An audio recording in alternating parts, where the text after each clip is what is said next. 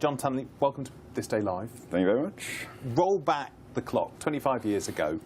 How did the cafe sort of get going? How did it get established? It was a guy called John Dabner, actually, who opened it in Stoke Newington originally, and then decided to move to Camden in December 1990, which the opening day was the first, and through various different owners, including Vince Power and Adrian Gibson and 7 other people, it's kind of come down to me running the show now. So 25 years later, we're still going strong.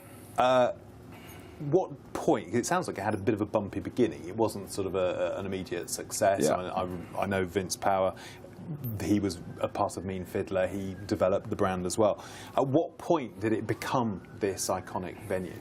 I think it was when we started bringing over a lot of the American artists, and we kind of started going down the more soul route. So people like Bobby Womack coming over and playing there. You got George Clinton coming over and playing, and it almost started gaining this reputation in America that it was the venue that bands must play when they come over to Europe.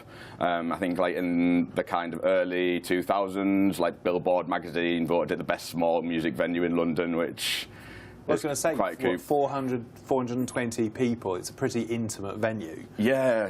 What lends itself to being such a great place to perform? Is it sort of a reaction from the audience? It's kind of not a stadium? Yeah, I think it is that intimacy. We kind of program bands that normally play 1,500, 2,000, 3,000 people, and they kind of like throw back the years almost to kind of come and do a little tiny show in a little intimate venue where literally the crowd is pretty much on stage with you.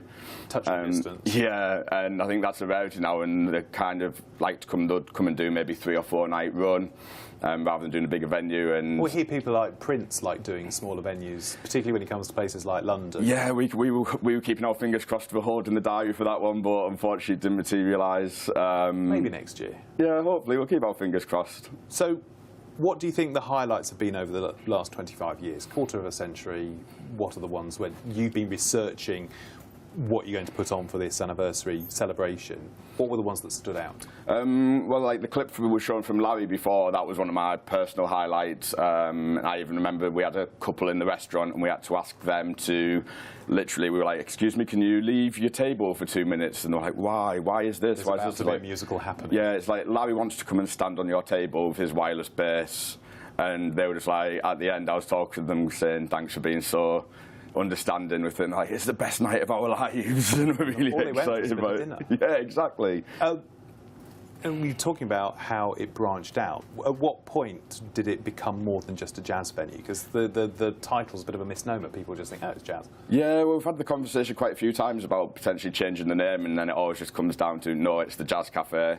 And I think the whole history of jazz, if it wasn't for jazz, there wouldn't have been Lee Scratch Perry creating reggae, then there wouldn't have been hip-hop, and it's all kind of like a musical education.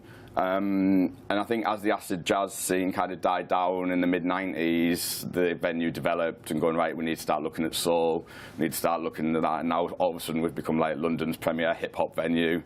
And it kind of happened really organically, but yeah, it's just kind of a real history of all types of music, really. So what are you doing to kind of celebrate this milestone? We're doing 2 strands. We're basically having a year-long party. We're doing what we're calling a Legends series, which is where we're bringing back the likes of Larry Graham, Jocelyn Brown, Eric Roberson, and going through the little black book and going, right, who do we want to get in this year that we haven't had for a while? But then we're also looking ahead to the next 25 years with the future legends. So, because you have got some jazz, you've got Courtney Pine in there, Ginger Baker Jazz Confusion, but it's also nice to see DJ Jazzy Jeff, and of course we can't forget Boom Boom Shake the Room with Fresh Prince. I have to admit I did buy that. But you've also got new wave pop, you've got Heaven 17 in there. You couldn't ask for a broader mix. Yeah, well, when I'm talking to people about the venue, because a lot of agents will be saying, oh yeah, but it's a jazz cafe, we don't want to do the jazz cafe.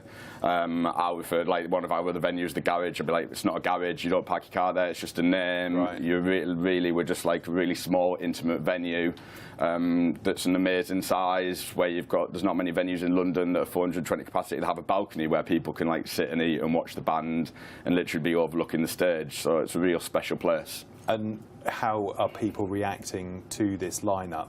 I think we've had about maybe 18, 20 sold-out shows already this year, which is not bad going. We've got over 130 shows currently on sale.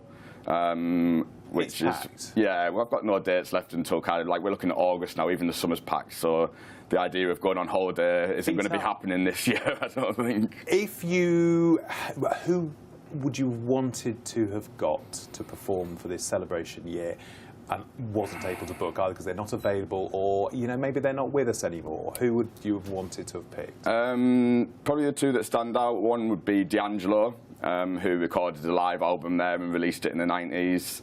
And then after he's just played the Apollo, he literally re-released the album. So I was trying to reach out to them and going, come on, you've just please. And it's like, no, we've just put a show on sale at the Roundhouse, which is sold out in 10 minutes. 420 wouldn't be difficult to yeah, exactly. fill. Come and do it in the afternoon. It'd be easy enough. The other one's probably Alton Ellis, which we did the last show that he ever did before he passed a few years back. And he is like, his whole family saw the Jazz Cafe as a real special place. We have Christopher Ellis's son comes and plays a show for us every year.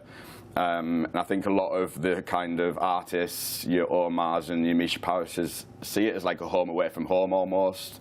Like we have George Clinton when he's in town ringing up going, what's on tonight? I want to come and have dinner. Can you sort me out? with his entourage of 20 people. So I'm sure you can squeeze them in. Oh, we've always got space for George. 10 seconds. What does the next 25 years hold? More of the same, hopefully. We'll continue just developing and we'll move with the times and make sure we stay ahead of the game and hopefully lots more sold-out shows. John Tunley, good luck for the next 25 years. Thank you very much. Long may you reign supreme.